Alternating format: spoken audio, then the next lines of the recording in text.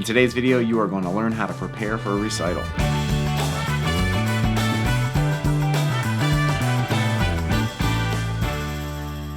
What's going on, everyone? My name is Josh Brzepka, and today we are talking recitals, specifically planning and preparing for recitals. Hopefully you've already watched video 1 in this series. This is the second video in a 3-video series. In the first video, I talked about a couple different topics: planning and programming, the audience considerations, as well as the venue and logistics. In this video, we are talking about preparation and collaboration. So I'm going to be giving you a lot of ideas, a lot of things to think about, and some strategies for practice and preparation. And a little bit into the video, I am very excited to be sharing a conversation that I just had with Professor James Howsmon. He is the professor of instrumental accompanying at the Oberlin Conservatory of Music. Many of you know that I attended Oberlin a number of years back, and I was very fortunate to be able to learn from Professor Howsmon and to even play with him. So first up, we are talking about preparation, and we want to always keep the end goal in mind. That recital, the performance that we're giving, that is the end goal, and we want to make sure that we structure all of our practice in a way that is going to give us the most advantage for when we give our recital. It is a little bit different than any other performance opportunity because you are the center of attention. You are standing there in the middle of the stage, performing to everyone, and everyone is focused on you. If you're just used to playing in an ensemble, you'll know that you don't have to be responsible for the melody, for the lead the entire time. People aren't giving you the full attention the entire time. And furthermore, you're not actually responsible for creating all of the volume of sound. And that's something I'm going to address and talk about in just a couple minutes. So we want to make sure that the preparation takes into account not just learning the music, but becoming comfortable being on stage and playing in a concert hall, playing in a big, large room and filling that room up with sound, and being comfortable being in front of your peers and in front of the audience. So when we prepare for a recital, here are some things that you want to ask yourself. Are you going to be memorizing the music? Are you going to be playing from a stand? Are you going to be sitting? Are you going to be standing? Are you going to be wearing a suit? Is the room that you're going to be playing in really big and loud and lively, or is it kind of dead? Is it a small room? Are you going to be playing with a pianist? Are there any other considerations that are going to be different from your standard performance? These are all things that we really need to think about and then practice for. Now, as far as learning music, obviously we want to start as early as possible. However many months you have, you want to use them all up. You want to learn your music and know it so well. We can't be distracted. We can't be on stage reading rhythms and reading notes. We need to know it. If you're going to be up on stage and have the music with you, it's not because you actually really need to look at it and read every note. You should practice and know this music so well that it's really just for reference to, kind of comfort you. Now, if you want to take that next step and memorize your music, even better. Every performance that I've ever been to where the soloist has memorized the music, there's been such a great connection between the performer and the audience because there's not a barrier between us. There isn't that music stand. There isn't the sheet music that's kind of taking their attention. They are able to focus 100% on the communication and on the music and really playing to the audience. Without that physical barrier, it opens you up as well to be able to really project into the audience even better. Now, as far as memorizing music, that is a topic for a whole nother video, and I am working on it. But I will just say, if you're going to memorize music, you need a lot more time. Give yourself an extra month or two so you can really focus and learn this music and internalize it. Now, speaking of internalizing music, it will really benefit you to find as many different recordings of the music that you're working on as you can find.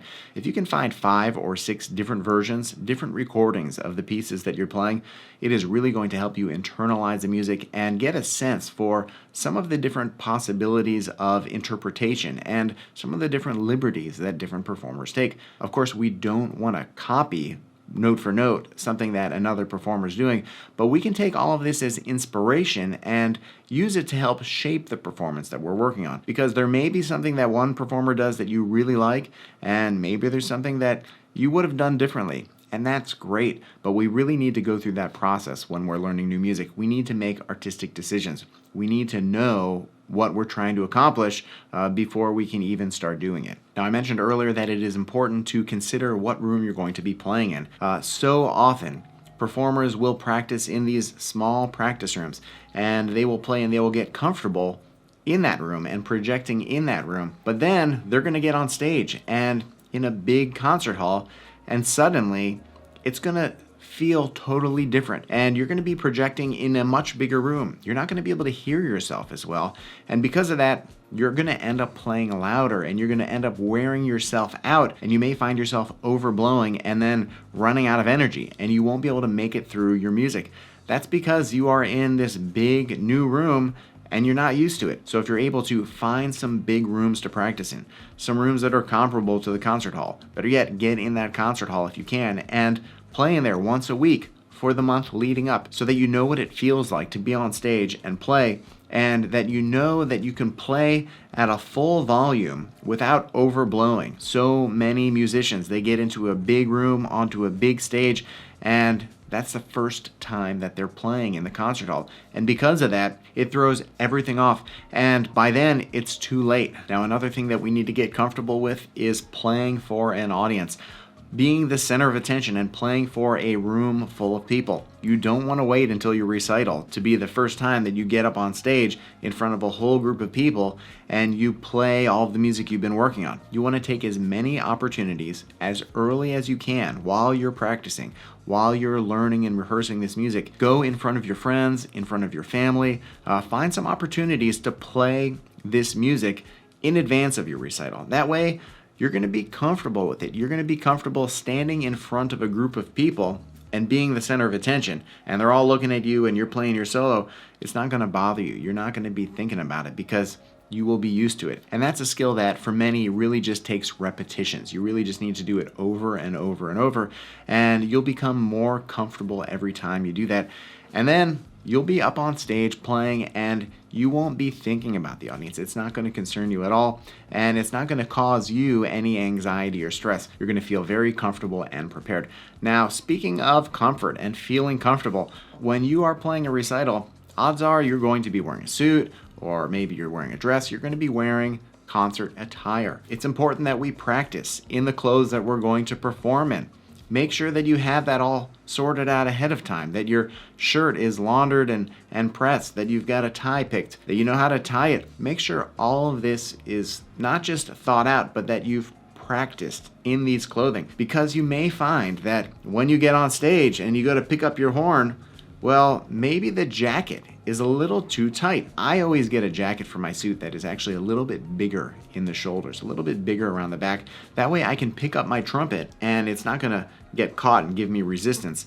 And it's not the same size suit that I would buy for a formal event where I'm not playing the trumpet. The jacket's a little bit bigger, but that is the jacket that I wear when I'm performing because it is a jacket that is comfortable for me to perform in. And it is so important that we figure that out ahead of time and that we do our dress rehearsal in our suit and tie and that we've practiced in advance. There's a great story that I love to tell, which is speaking to another point of preparation. And this is not just the venue that you're in as far as the size of it, but maybe where you're going to be playing as it relates to temperature. Sometimes we're playing in a room and it's pretty warm. Sometimes we're playing somewhere and it is pretty cold.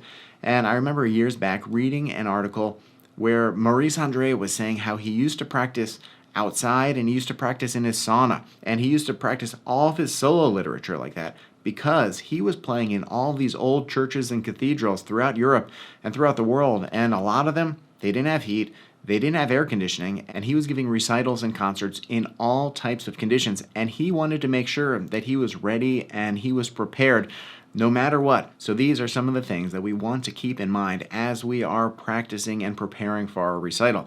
The other topic for today's video is collaboration, and if you've never played with a pianist before, well, then you are really going to benefit and enjoy the conversation that I had with Professor James Howsmon, where we discuss everything that a first-time soloist needs to know when they are working with a piano accompanist. So without any further introduction, let's jump into this conversation. Hi, James. Thank you so much for being here and for helping me out with some questions regarding collaborative piano.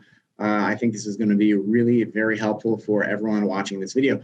So the first question that I want to ask you is, what advice would you give a performer who's working with or looking for a collaborative pianist for the very first time? Great question to start with, Josh. Let's go with the looking for part first, if that's okay with you. This is kind of aimed at middle school, high school people who may be doing an accompanied solo in a competition, all-state, or something like that. And you may not ever have hired a pianist before. Get your teacher's help, even your parents' help. Try to get a referral. Ask around. Start with your teacher. Who should I ask to do this work? You know, the teacher will almost always be able to give you a couple of names and phone numbers or email addresses. There are some protocols that you have to remember when you are working with an accompanist, and there's nothing wrong with the word accompanist, by the way, for the first time. And here, I'll go through them quickly. You, as the soloist, are responsible for just about everything, basically. You have to identify a place where a rehearsal is going to take place, whether it is your own living room or your teacher's studio or the basement in your church or the band room in your school, wherever that's going to be. You're responsible for finding that place. You have to make sure there is a decent, not necessarily concert caliber, but a decent piano there that is in tune. And the in tune part is for your benefit, not the pianist's. You know, we don't play out of tune. Nobody's ever accused me of playing out of tune, but you're the one that's going to suffer if the piano's not in tune. So you need to find a decent instrument. You will be responsible for providing the music. When you hire somebody, ask if it's somebody who's busy playing with brass players. They may own, as I do, they may own a bunch of brass pieces already, but ask the question. If your pianist does not have music, you probably need to buy a copy, and that's pretty easy to do now. I know there aren't any music stores left in America, but there are online music stores, and I don't think I should advertise any of them in this venue. Josh might get in trouble. But look for them. You can find them. There's a great big one that I use all the time, and I won't say the name of it. But it's easy to find music online, and they ship quickly, and you'll get your music, and they have enormous inventories. So it's easy to find. Yeah, and I'll add to that is that when you're looking up your solo piece and you're looking at these the music stores online for sheet music, if you're playing a competition or if you're participating in something that requires that you have a specific edition, make sure you buy the right edition, because the Haydn has been published many times, and there are slight differences between the solo parts as well as the piano parts in every single edition. Very good point. Yes, absolutely right about that. And some competitions will actually specify which edition they want you to buy, which makes it easy. Good to know. All right. So the next question I had then is, how far in advance do you recommend finding your pianist, and how far in advance do you really need to give them the music? That's two different questions with two very different answers, actually. If you have a definite date for your need, your recital or your gig or your competition or whatever it is, your audition, if you know the definite date, hire somebody right away, 6 months in advance. If you know it, get somebody committed, okay? So you get in there. As soon as you book them. Right, yes. If you know the date. Now, if you don't know the date, you can't do that, because when somebody asks me to play, the first question I say is, what's the date? When is this gig? And if they can't give me a concrete date, I'm not listening. They don't have my attention anymore, because I can't commit to something that could end up being on the worst possible day for me. Music, that depends. Depends on the piece. If you're doing Haydn, no problem. If you're doing Hindemith, big problem. It all depends. The piano part's got a lot more notes in it than the trumpet part does. That doesn't mean it's necessarily harder, but if you wait, see, here's the problem you'll run into. If you wait too long to get a pianist and your piece is too hard to learn in the amount of time you've given that pianist, they're just going to say no. They're going to turn the gig down. So the safest bet is as soon as you find out your date, line up your pianist, and as soon as you can, get them the music. And then whether they need to work on it that early or not at least they have it and they're able Correct. to. Too early is better than too late. The next question I have here is, what level of preparation should a performer be prior to the very first rehearsal? I'm going to turn that into a slightly different question, and if you want to push back, you can. And my variation on your question is, what can the trumpet player do to be more prepared before the first rehearsal? And here are the things I would say. If you're doing an accompanied piece, which is the premise of our conversation here, make sure you have a copy of that score yourself, even if it's just a photographic copy, which is fine because you're not going to be playing it at the piano. You need to study that score. That doesn't mean you have to take piano lessons, but it does mean you have to be able to look at the score, see how your part fits with the piano part, see what the piano is doing in certain places that may be difficult for you. You know, just acquaint yourself. Listen to recordings. I give that advice a little bit reluctantly because I think it's a little dangerous to rely on listening to recordings to learn a piece of music. I don't think that's the way it's supposed to be done. Let's put it this way. If you're going to listen to recordings, don't just listen to one, listen to 10 of them. Because subconsciously we copy things that we hear in recordings, which is definitely not a good thing. But if you listen to 10 recordings, that's not so big of a danger. But you need to know, you meeting this trumpet player, you need to know the piano part as well as you possibly can. You have to know what your partner is doing in every bar of the piece, okay? Play along with the recording if you want to. Some people hate doing that, but, do it. There's no harm in doing that. Put on some headphones, crank them up, and then just play along. And that works, and study that score. Study that score. Even if you're not a pianist, I know you look at the page and all you see is all this ink on the page. No, it just breaks down into rhythms and pitches just like your part. Don't be scared of all the ink. You can read it. If you study one bar at a time, you can learn to read that music. And the better you know it, the better off you will be in the first rehearsal. So speaking of rehearsals, is there a certain number of rehearsals that you would suggest, or how do you gauge how many rehearsals you really need, and how should you space them apart? Oh, there's so many variables in play there. Once again, it depends on the amount of music we're talking about. Is this one piece for a contest, or is it an entire program? Is it a really hard, complicated piece? Josh, you know the Peter Maxwell Davies Sonata? Yeah. You know that piece? I haven't played it, but I'm familiar. Well, it just crosses your eyes just to look at it. It is really complex, rhythmically complex piece that takes a ton of rehearsal time and very slow, meticulous rehearsal time. I mean, you work on half a page for an hour, and then a few days later, you work on the next half a page. I mean, there's something to figure out in every single bar of the piece, almost. Obviously, you'll need more time and spread out over a wider period of time for both partners to feel comfortable with music like that. Yeah, but and I think that's an important thing to really drive home also. It's when you're playing a recital, it's not just that you as the recitalist need to feel comfortable with everything. The pianist has to feel equally comfortable. Otherwise, you're going to set yourself up for potentially a less than optimal performance. Yeah, that's possible. Although when you're working with an experienced professional person, it's part of our job to make you feel more comfortable. Okay. And I can only speak for myself now, but I will take on a little bit of discomfort if I can make my much younger, inexperienced partner feel more comfortable. I will do that. That's something that, when somebody has played a piece 50 times and the trumpet player is playing it for the first time, that person that's played it 50 times is going to help out. It's going to be on your side and is going to play things in a certain way that is going to help you.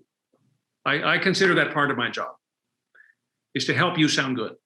Yeah. And having played with you, I can attest to that being a very easy environment to play in. That's the goal. Yeah. That's the goal. Yeah. Yeah. Okay. So there's no answer. Yeah. As much time as, in fact, get it. That's when you ask your teacher, or the pianist you've hired. You ask both of them this question: how much rehearsal does this amount of music actually need? When should we start? Get their input on that question. So I just had one more question here that I had written out, and that is, what considerations of the pianist do you feel are most neglected that performers should really be conscious and aware of? Josh, you're such a nice guy that you even think of that. Thank you. Because I can tell you some horror stories. I mean, there have been more than once. For example, I don't want to just moan and complain and whine, but there have been times when my name actually got left off the program. Yes. Now, that doesn't happen at Oberlin because the people who make the programs are alert for that kind of thing. But that has happened to me. I have been sent to the wrong location. Yep, I have been told the wrong time for an audition, or a time got rescheduled and I wasn't told. That kind of thing. So if you're hiring somebody and they have particular responsibilities that you're paying for, they need to be kept in the loop more or less constantly. If the time of any event, rehearsal, lesson, whatever, if the time of any event changes, that your first text has to be to your pianist. Has to be. You just have to. We need information, because especially in the professional field, we are sometimes very, very busy people. And I lost a whole bunch of money in my Chicago days one time when,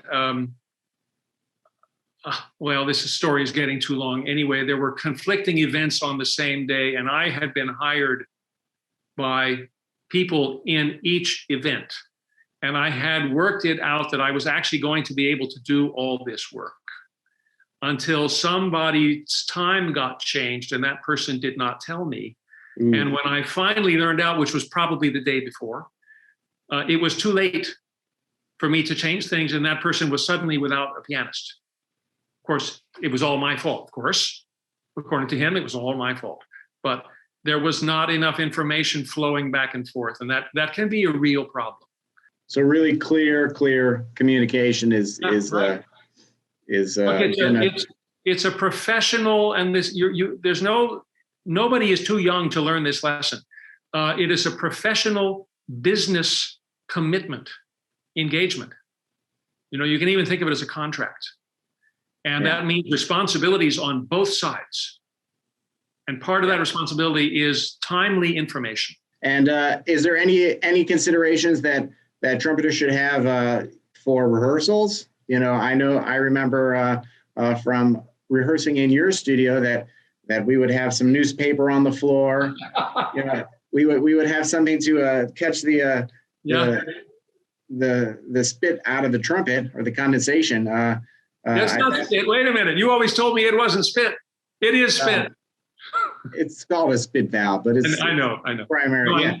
No, I know. But that's a good consider. Is there any other considerations? Don't blast at the pianist. Don't anything that's gonna, or they're gonna guide you along the way and let you know. Your pianist will tell you those things. Yeah, right. Okay, great. Right. Well, I don't think you need to worry about that. You do need to talk, if you're playing a public performance, an actual performance with an audience that's clapping for you, you do need, especially the younger you are, the more important this is. You need to practice entering the stage and exiting the stage. Don't take that for granted. You'll look like an idiot. Practice it. And your pianist should be part of that practicing.